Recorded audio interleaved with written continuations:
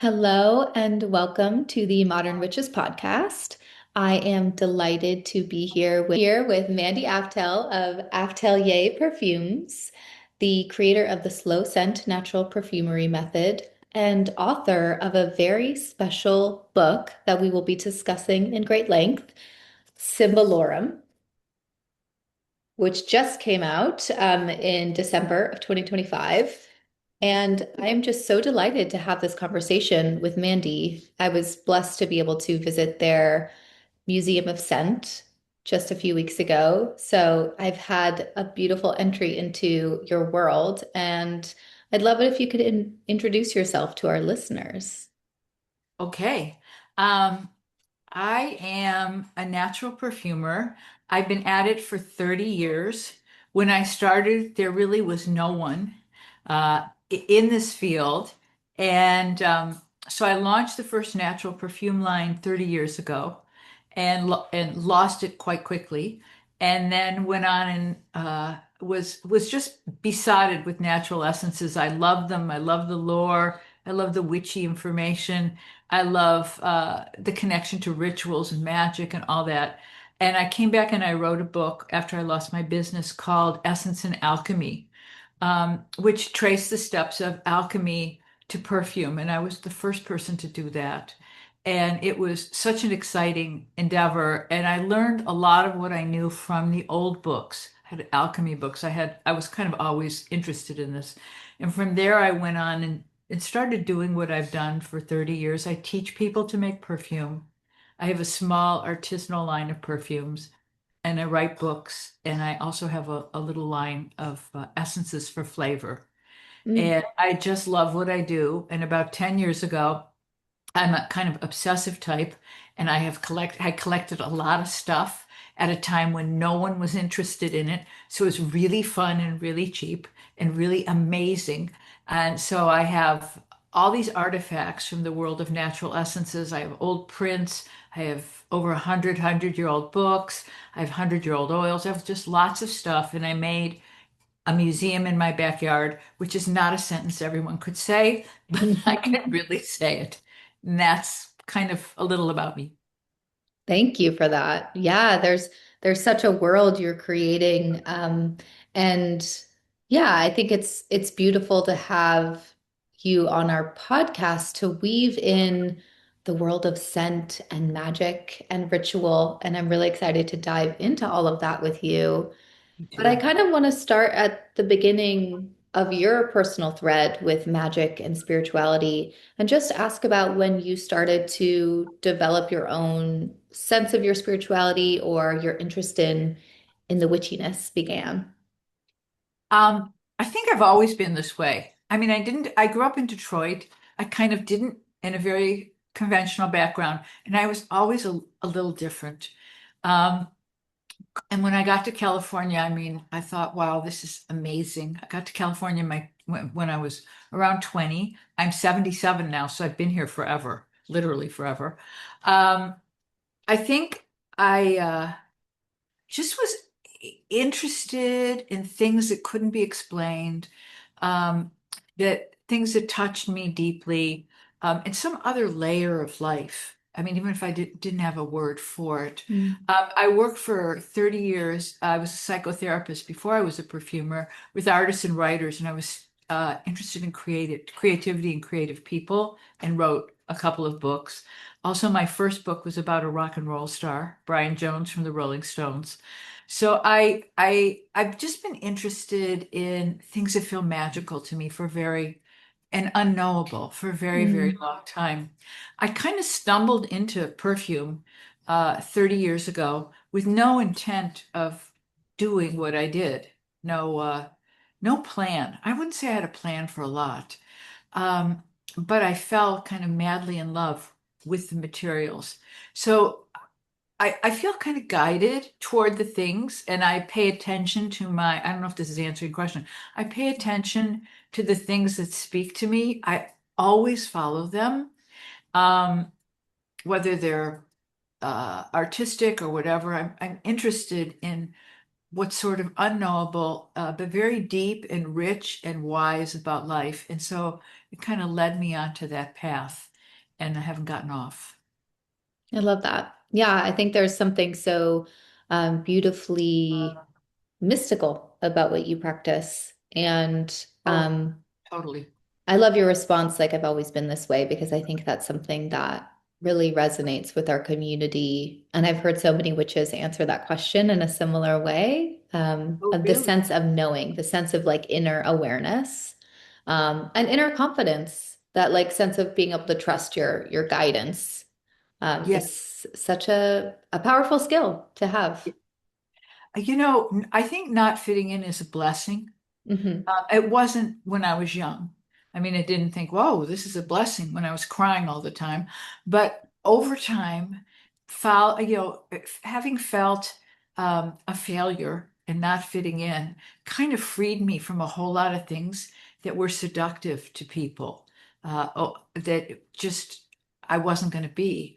And so, in a way, not ever really having that in my life when I was young just cut me loose, cut me free in a great sort of way that I'm very grateful for now. I love that. Yeah.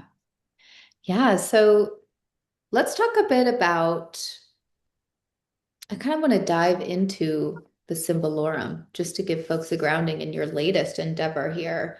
And this all starts with your love of antique books, which is a love that I share with you, as like a treasure trove of riches. So maybe talking about when you started um, exploring antiquarian books and how you came upon this specific, the Symbolorum, and what inspired you So to do this I, project. my interest in perfume came out of my interest in old books. Mm, Um, I thought I was going to write a novel and make my main character a perfumer when I was still a psychotherapist. And mm, I started with old books, which you could go to. There wasn't an internet. So you could go to like a book fair and find a book. And if you read the bibliography, you could find another one. And I kind of like that. I like the hunt. Something I've actually really realized. My perfume making, my book write, all of it is about the hunt and looking for things. I really love stuff that's not on the surface and you have to dig to find it. So I mm, found these books and had no intention of being a perfumer. I just thought I was doing research, but I loved what I read. I knew perfume was synthetic even when I started, and I wanted to really read about plants, authentic, beautiful plants. And so as I started to read, it felt like the whole history of the world opened up to me, that every society and every people and every sexuality and everything use these natural scented materials for rituals, for rites of passage, for sexuality, for birth, for death. It was just threaded through everything. And I mm, found that so exciting and such a thrill. And like you were at the heartbeat of life. And so I really loved that. So my first way in was through books. And I always felt when I got a new old book that I was like a thrill. It was a complete, even mhm, if the book was kind of had just two good pages in it, I was really excited. And it was a time you could get them for not a lot of money. So fast forward way past there of my collecting all these really quite expensive books now, but not at the time. As we had the museum and I was still writing books, I could afford to get some old herbals that had all the virtues in them. Some of the mm, ones I had only found in research, I managed to be able to buy and put them in the museum. And I had this feeling that books had magic if you could touch them. So I mhm, really wanted my museum visitors to touch the books. And so in the beginning, this is really off topic, but interesting to me. When we first had these very fancy old books out on the table and said you could touch them, no one would touch them. I would mm, see no one would touch them. And so I took a book that was by an alchemist and a magician from 1595 called the Leslie de Piedmontese Book of Secrets. I had it in a cabinet and I wasn't happy with that because it was open to one page. And Hmm. I really wanted people to have an experience, a transmission from the book, and they weren't going to have it. So I took it out and I put it on the table, but I was so terrified of something going wrong with it. I got a little set of gloves and I put it only next to that book. And what I noticed, because I see everybody, I go visit the visitors, everyone took the glove and then started going to all the books. So they were intimidated by the books. So Yeah. then I asked my husband and son, who I do the museum with, could we get a glove for every person? Can we afford to like include that? And can they have a glove? Hmm. And so we did. And the books just went wild with people, and then I accumulated some more. So along the way, in Mm. this very weird way, I had this book called The Craftsman's Herbal or something the craft I think it's called The Craftsman's Herbal, which is a compilation of old herbal illustrations from 100 years ago. The book was from 100 years ago, and it was from the old herbals, and there was a little line in it that said Symbolorum and Emblematum, and one line about it. And I saw the word Symbolorum, and I thought, that's a word I've never heard before. That's mysterious. That's really cool. I want to find out what that book is. I had Hmm. no knowledge at all about this book. So I tracked down the book. It was from the 1600s, and I saw it online, because things are scanned. And I saw the little emblems, and I was just entranced. And so you look at it and you read it, and the emblems are really tiny. They're black and white, and the writing is all in Greek and in Latin. So I had no idea what it was about or anything that was going on, and no one had translated it. And I decided I was so on fire about the pictures and the layout and just the way it spoke to me. I went and got it translated, which was Amazing. nuts. But I did it. I did it, and it was amazing writing about this wisdom of life that's enacted by birds, fish, what they call quadrupeds, which are four-legged animals, but also mythic ones, and plants. And I just loved it. And I bought one, and it was very expensive. And I got it translated, and then I started to want to work with the pictures. So I started to taught myself how to do watercolors during COVID, and Hmm. then got the pictures blown up by my husband on watercolor paper and started to bring them to life as if they weren't gorgeous and interesting enough. So I just kind of followed a hunch into the book and was unbelievably rewarded about just 400-year-old wisdom that is as modern as if it was written yesterday. It's truly amazing. I'm holding this up for folks who can watch the video, but these emblems are just so gorgeous. And I, it must have been so magical to add color. Like the process of painting them must have been such an experience. You watched as you were painting it. The watercolors were hard to control, so I was very obsessed with them.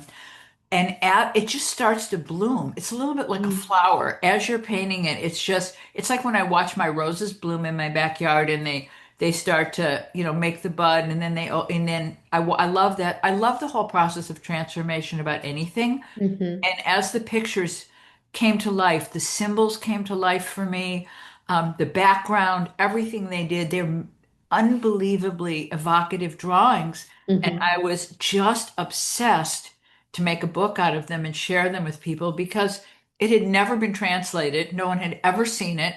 And it's just like, how often do you get to find something 400 years old and get to share it with people? It was just a dream. A dream and a gift to be able to Yes. do that and to bring it into our consciousness. Because there's so much about this work that explores the type of consciousness that humans were working with at that time, that we are so distant from now. There's so much, it's so akin to the Tarot. I called it a Mhm. long lost cousin to the Tarot, but in a way, to me, it's even more interesting because the Tarot has those suits.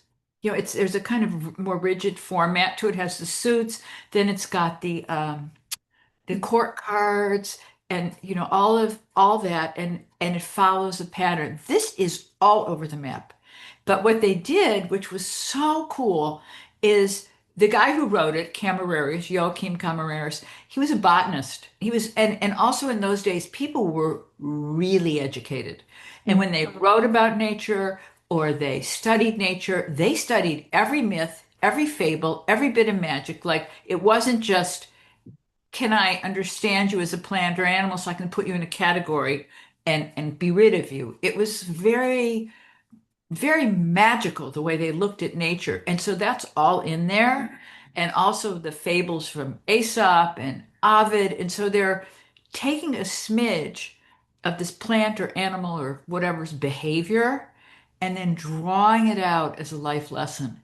And so Mm. it's this thing you can just fall into or just open a page and get a message for your day. It's just very exciting that way.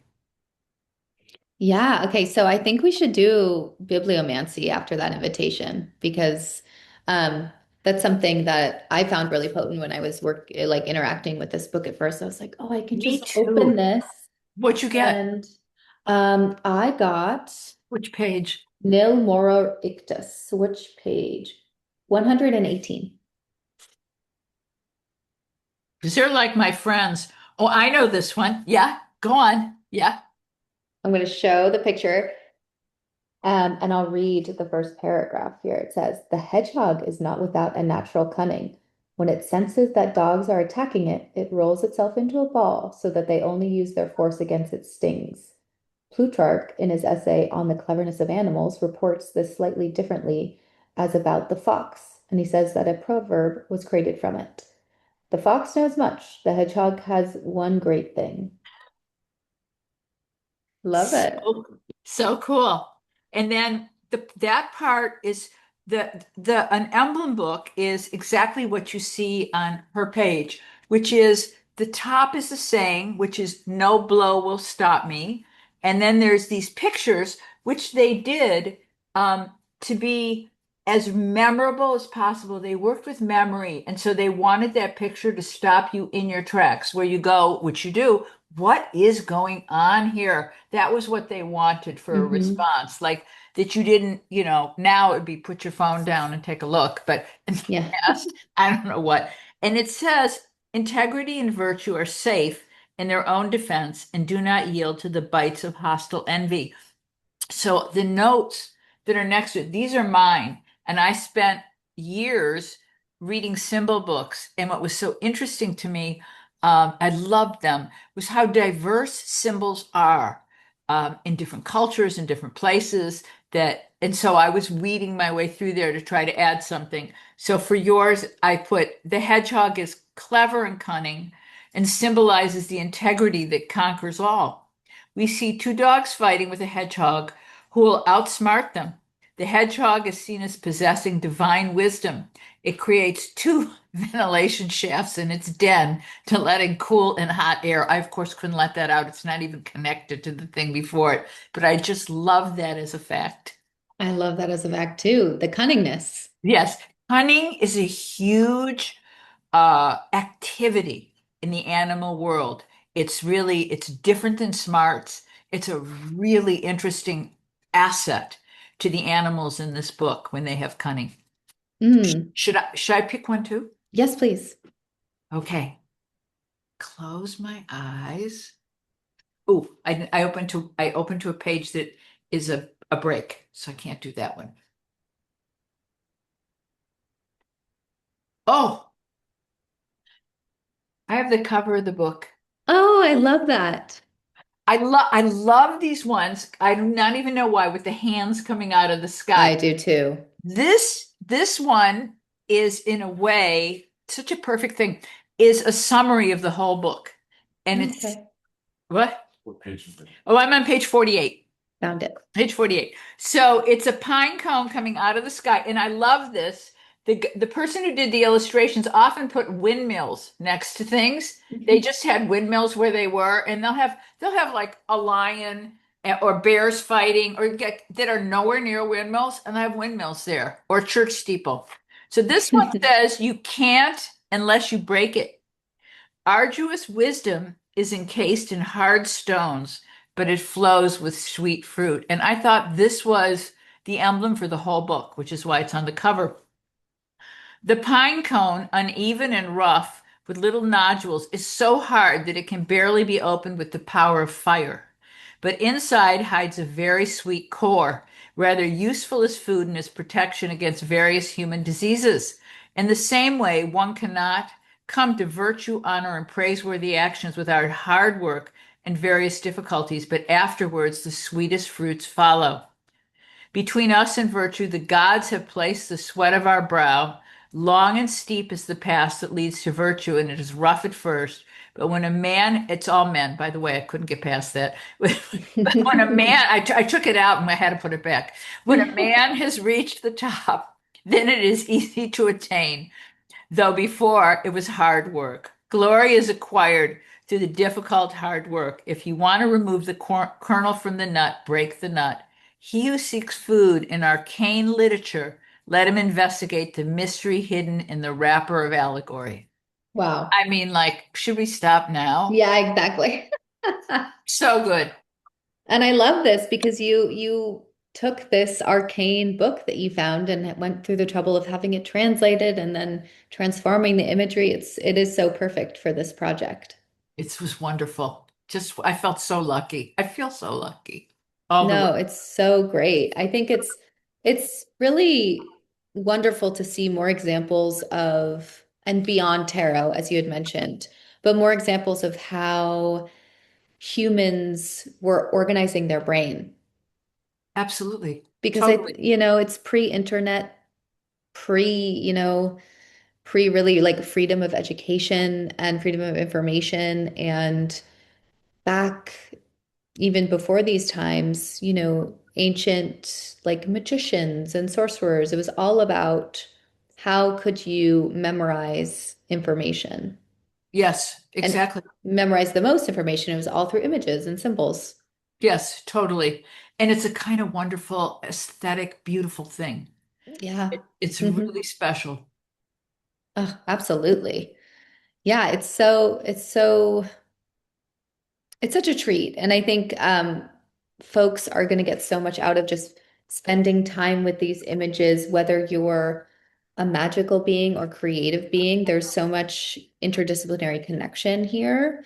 Um, and I'm curious how this work, if it has inspired your work with scent or your work with perfumes recently, or how do you see it evolving in the future?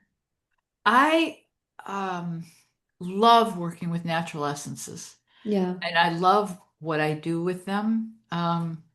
I've been doing it 30 years, and I'm not certain I've scratched the surface at all.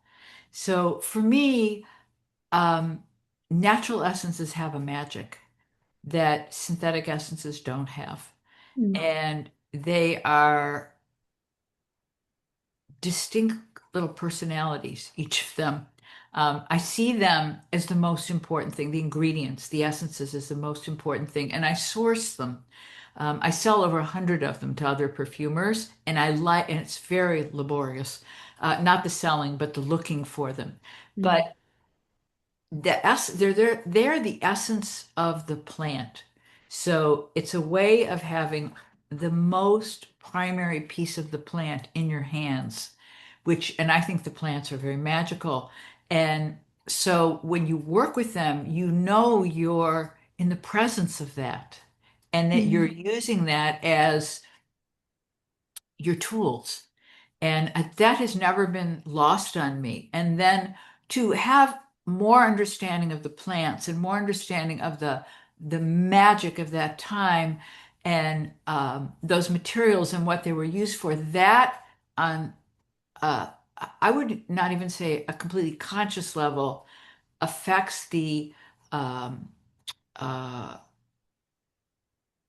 grace and beauty and richness of my art materials and Mm. therefore my art practice. So I love that that's what I get to work with, and I work with them drop by drop. Just that whole thing. I'm not a person who wants to be a big business, and I like to make everything myself. So when you know more about how pine was used, or roses, or other things, it just creeps into your mind that you're using this stuff that's practically holy.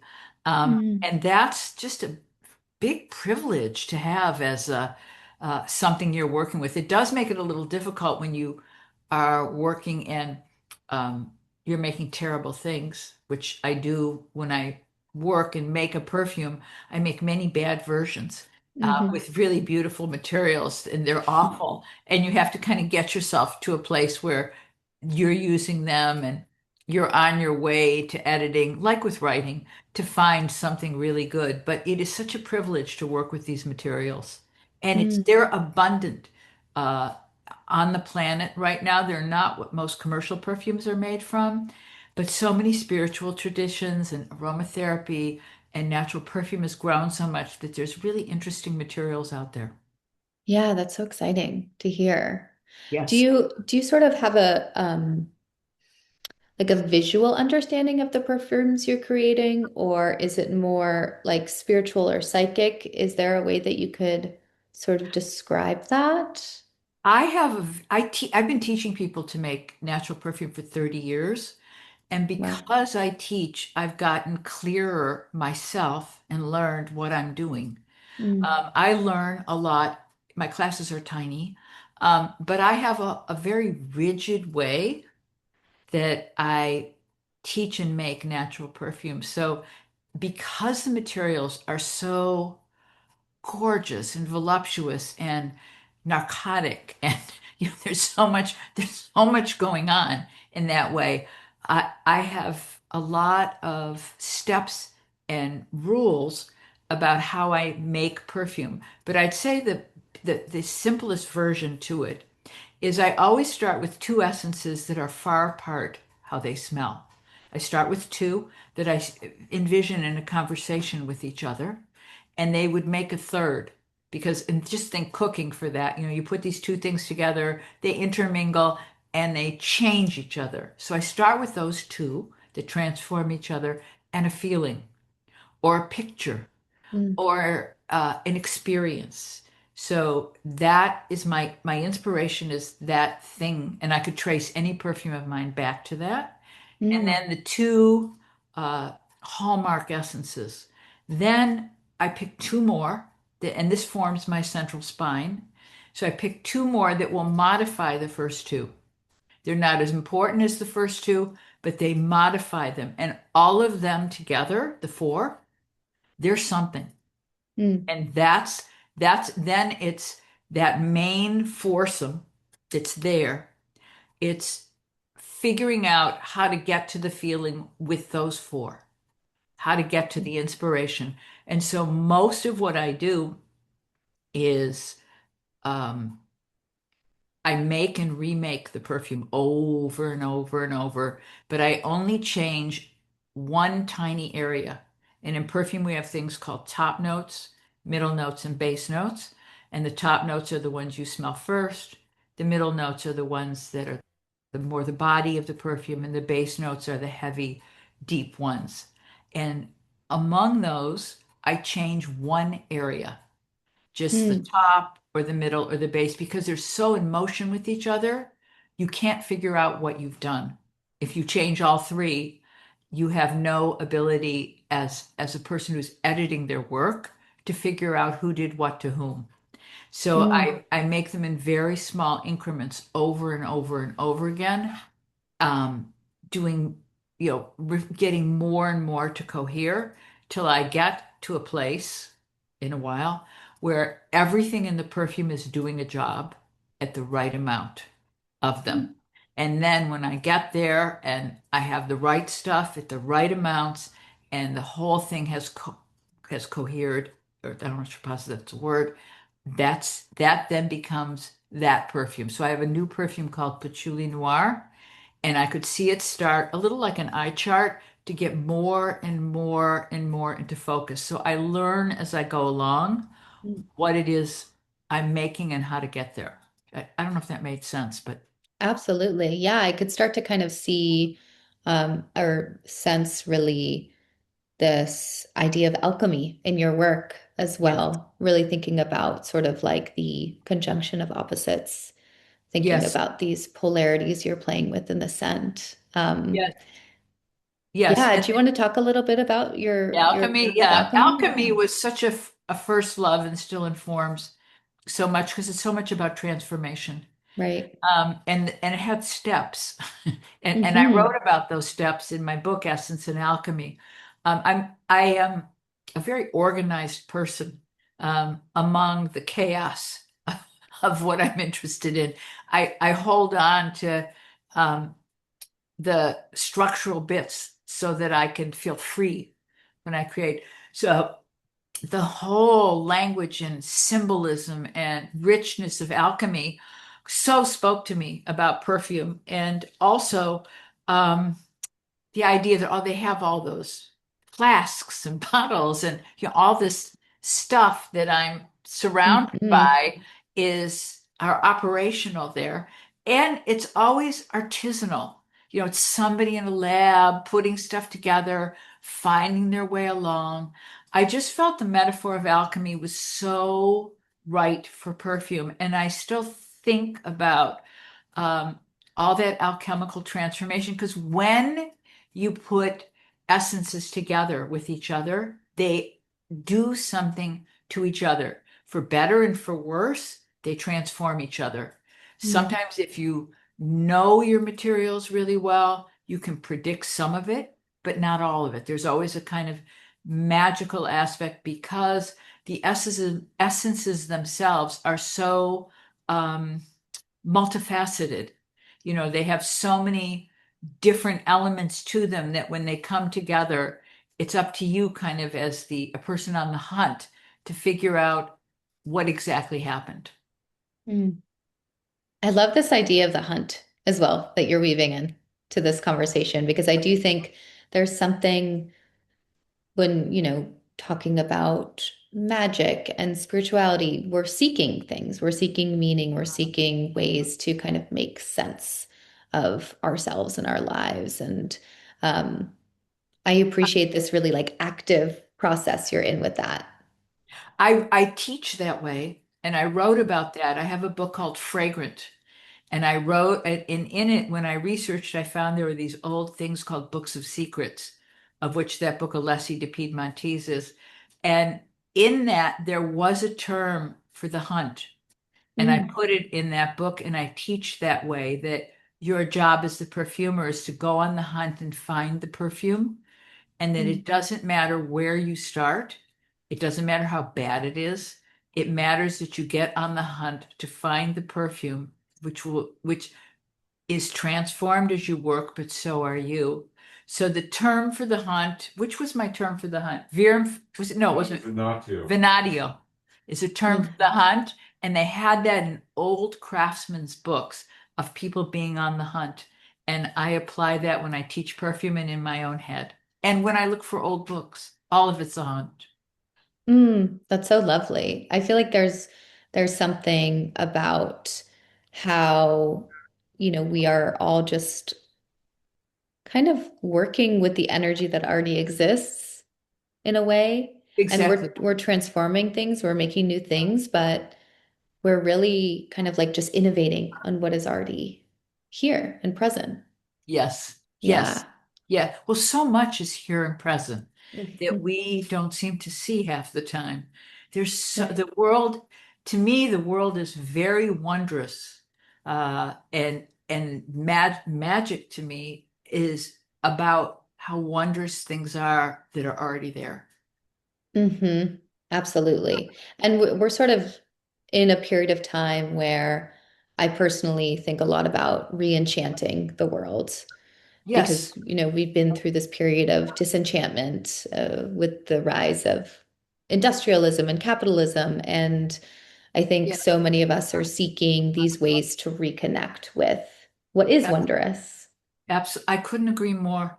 And it really is all around. I mean, I think that's one of the things that the Symbolorum is really wonderful about. The animal chapters, for example, start with very big animals, like, a rhinoceros or a bear, but it goes all the way down to like bugs or squirrels, or I mean, they find wonder in not only, the kind of mythic rock star animals, but these little tiny like fish and everything else, that the whole world is kind of numinous and filled with light and filled with magic.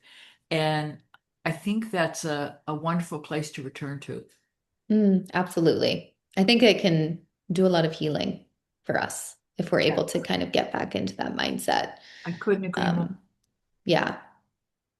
Yeah. How do you feel about kind of working with these ancient texts in this modern context? Do you think about kind of this? I know we've talked about this disenchantment a bit, but I wonder if you're like really witnessing some shifts as you see people come through your museum Oh and my look at God. these books.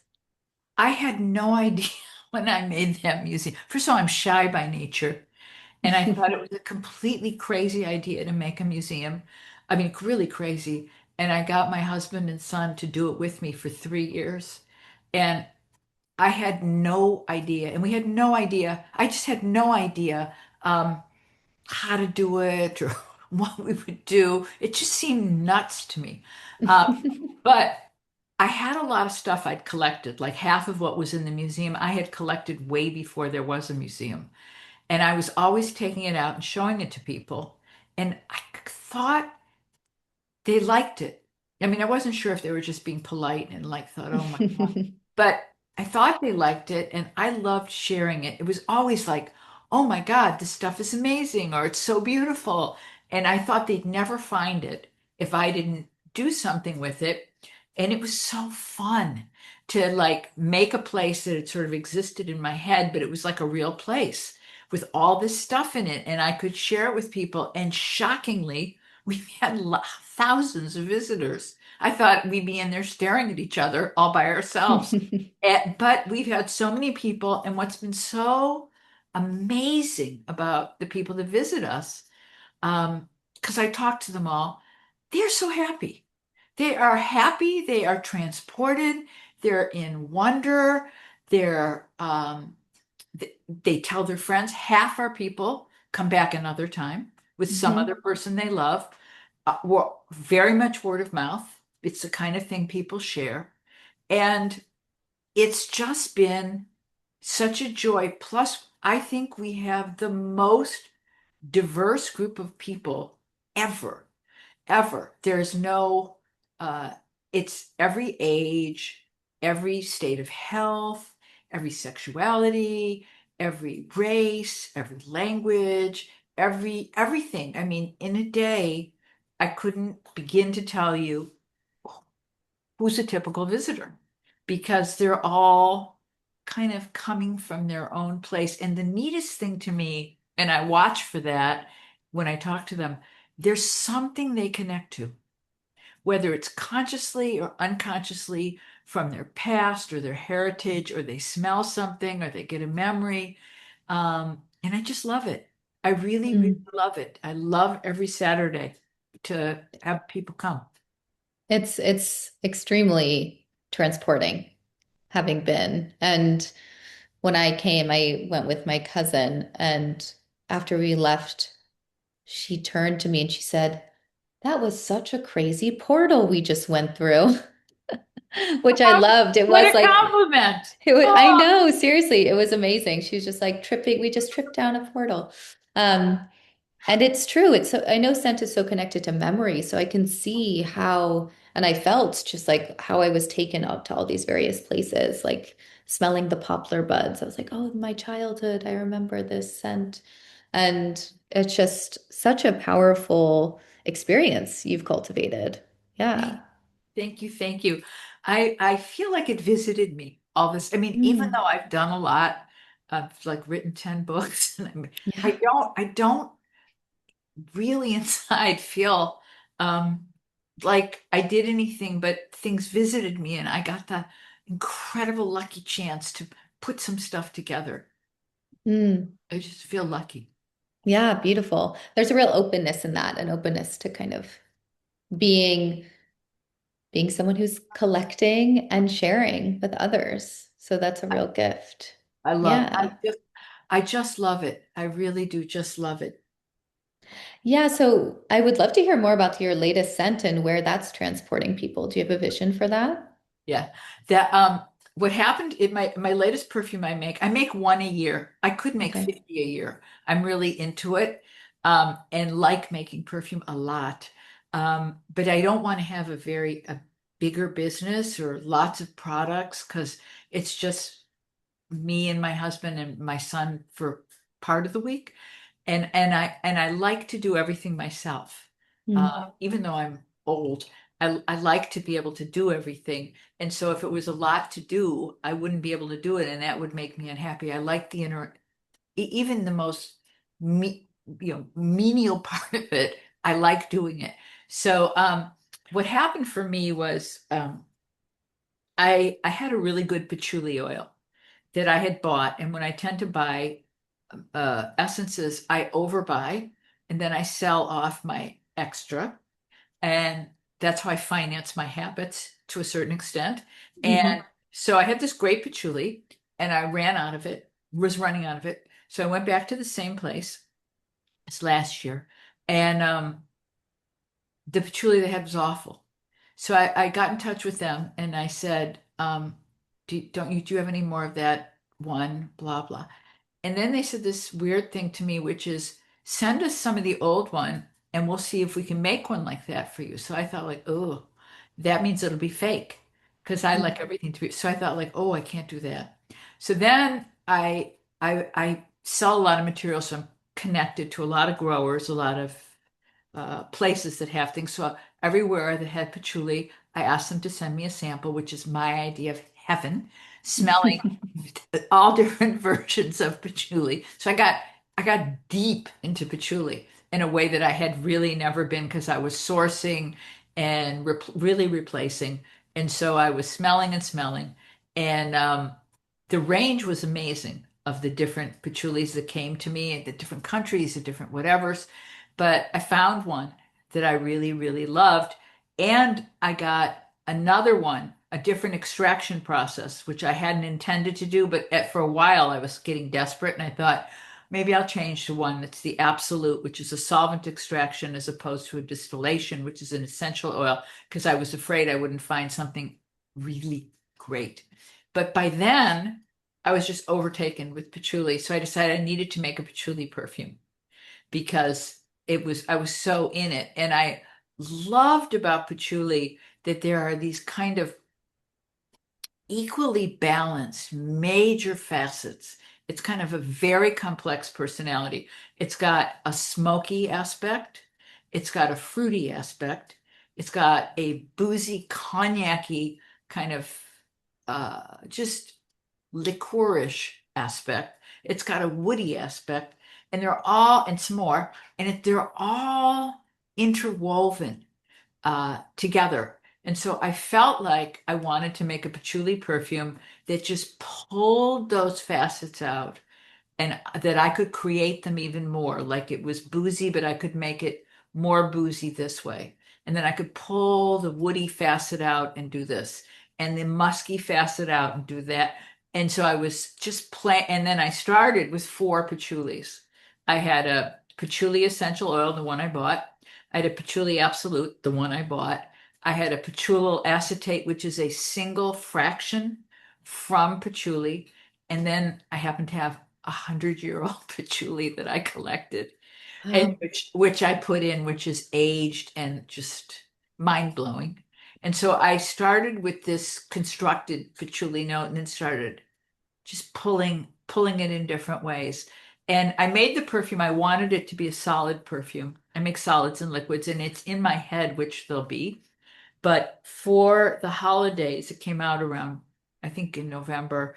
I'm making it liquid and solid because my l- liquid perfumes cost much less than my solid perfumes because my solid perfumes, you have to get a case for them. I have these antique cases and also cases I've designed, and they're silver and they're expensive.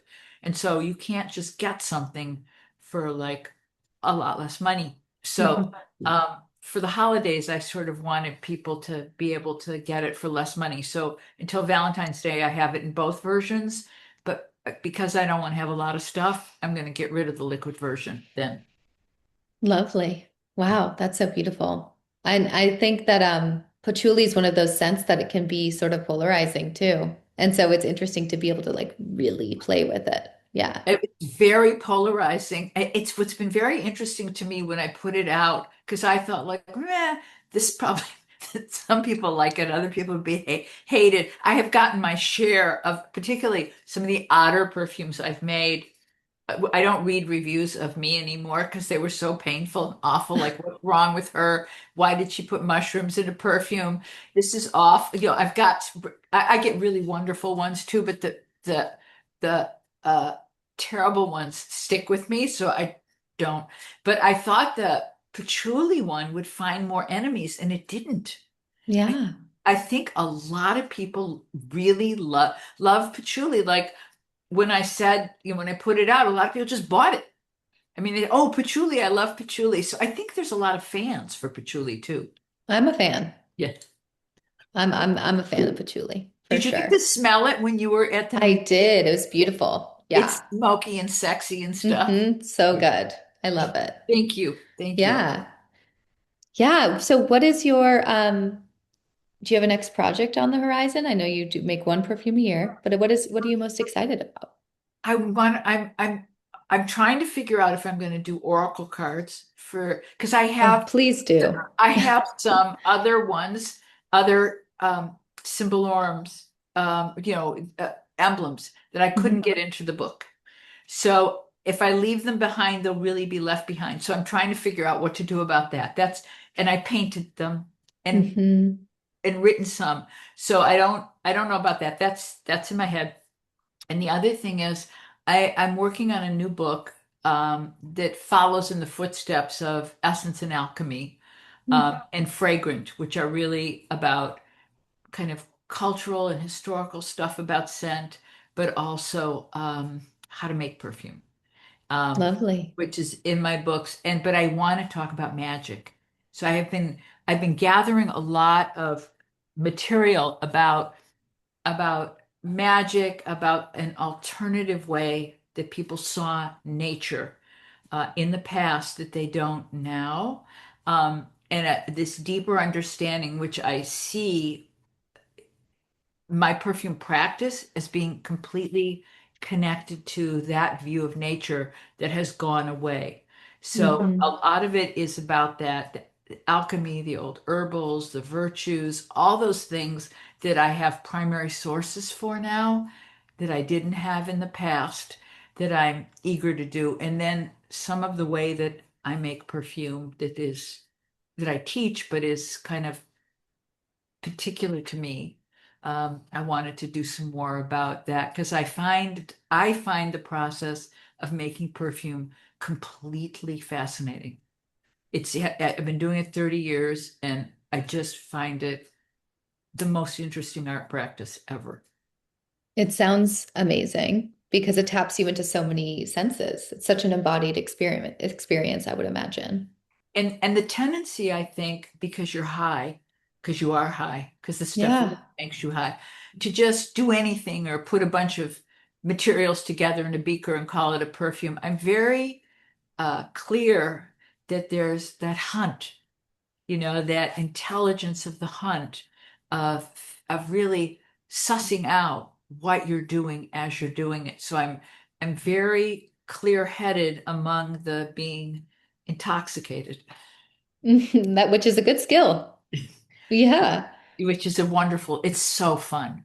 It's just That's fun. really cool. Yeah, I love that. It strikes me that yeah, we need all of the sort of perspective guidance around how to reconnect with the magic that exists here because our world is in such need Yeah, of wonder and I couldn't agree more. It's also just a wonderful way to do your life.